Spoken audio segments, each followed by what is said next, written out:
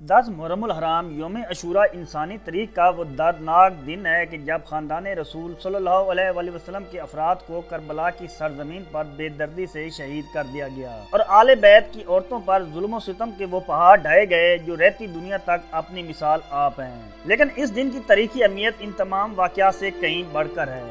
اور حضرت آدم علیہ السلام سے لے کر حضرت امام حسین علیہ السلام تک اس دن کون کون سے دردناک واقعات پیش آئے، آپ سن کر حیران ہو جائیں گے۔ اس خاص دن کا یہودیوں سے کیا تعلق ہے اور یہودی اس دن روزہ کیوں رکھتے ہیں، آج ہم اس ویڈیو میں 10 محرم الحرام کو پیش آنے والے اہم 3 واقعات کے بارے میں آپ کو بتائیں گے۔ لیکن اگر آپ چینل پر نئے ہیں تو چینل کو سبسکرائب کر لیں، کیونکہ ہم مزید ایسی انٹرسٹنگ ویڈیوز آپ تک پہنچا سکیں۔ 10 محرم الحرام یوم عاشوراء کی تاریخ کچھ اس طرح سے ہے کہ اسی دن حضرت آدم علیہ السلام کو تخلیق کیا گیا۔ یہی وہ دن تھا جب حضرت آدم علیہ السلام کی توبہ قبول ہوئی اور اسی دن آسمان و زمین اور کائنات کو پیدا کیا گیا۔ یہی وہ دن تھا کہ جب حضرت نوح علیہ السلام کی کشتی ہولناک سیلاب سے محفوظ رہی اور کوہ جوٹی پر آ کر لنگر انداز ہو گئی۔ اسی دن حضرت ابراہیم علیہ السلام کو خلیل اللہ بنا دیا گیا اور ان پر بھڑکتی ہوئی آگ کو گلے گلزار بنا دیا گیا۔ اسی دن 10 محرم الحرام کو حضرت اسماعیل علیہ السلام کی پیدائش ہوئی اور یہی وہ دن تھا جب حضرت یوسف علیہ السلام کو اللہ تعالیٰ نے مصر کے قید خانے سے رہائی دلوائی اور اسی 10 محرم الحرام کو مصر کی حکومت سے نواز دیا گیا۔ اسی 10 محرم الحرام کے دن حضرت یوسف علیہ السلام کی ملاقات ان کے والد حضرت یعقوب علیہ السلام سے ہوئی۔ اسی دن حضرت موسیٰ علیہ السلام پر تورات نازل ہوئی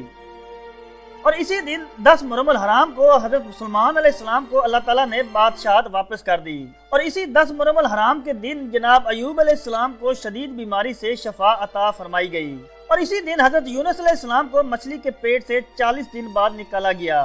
یہی وہ 10 محرم الحرام کا دن تھا جب حضرت عیسیٰ علیہ السلام کو پیدا کیا گیا اور 10 محرم الحرام کو یوم عاشوراء ہی تھا جب حضرت عیسیٰ علیہ السلام کو یہودیوں نے اپنی سازشوں سے مسلوب کر دیا اور وہ اللہ تعالیٰ کے پاس آسمانوں پر اٹھا لیے گئے اور اسی دن 10 محرم الحرام کو بران رحمت نازل ہوئی۔ اسی دن قریش مکہ خانہ کعبہ پر غلاف چڑھا دیا کرتے تھے۔ اسی دن رسول اکرم صلی اللہ علیہ وآلہ وسلم نے سیدہ خدیجہ الکبریٰ کے ساتھ نکاح کیا اور اسی دن 10 محرم الحرام کو کوفی کے فریبیوں نے نواسہ رسول حضرت امام حسین علیہ السلام کو کربلا کے مقام پر شہید کر دیا اور یہی وہ دن 10 محرم الحرام یوم عاشوراء مقرر ہے جس دن قیامت برپا کر دی جائے گی۔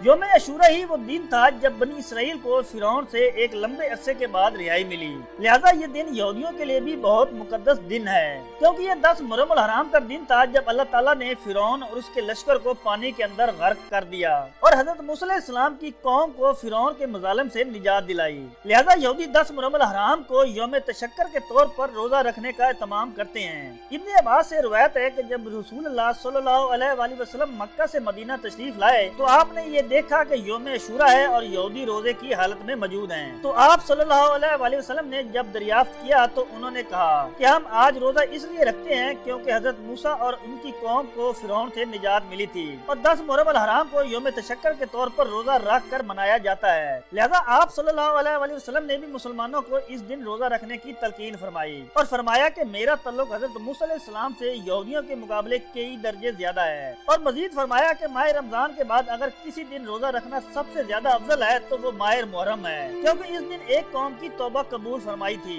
اور آئندہ بھی ایک قوم کی توبہ قبول فرمائی جائے گی۔ اب کیونکہ ایک روزہ رکھنا یہودیوں سے مشابہ ہے اور دوسری طرف اس کو چھوڑنا اس کی برکات سے محرومی، لہذا آپ صلی اللہ علیہ وآلہ وسلم نے یہ حکم دیا کہ یوم عاشوراء کے ساتھ اگر پہلے اور بعد والے دن ایک دن کا روزہ بھی ملا لیا جائے تو وہ تمہارے لیے زیادہ بہتر ہے، تاکہ مسلمانوں اور یہودیوں میں کسی طرح کی کوئی مشابہت نہ ہو سکے۔ لہذا اسلامی تاریخ، انبیاء کرام اور انسانی تاریخ کے اندر یوم عاشوراء یعنی 10 محرم الحرام نہایت اہمیت اور فضیلت والا دن ہے، جس کی ایک لمبی تاریخ ماضی میں اور مستقبل کے آنے والے واقعات میں بھی ملتی ہے۔ دوستو، اگر ویڈیو دیکھنے سے آپ کی معلومات میں مزید اضافہ ہوا ہے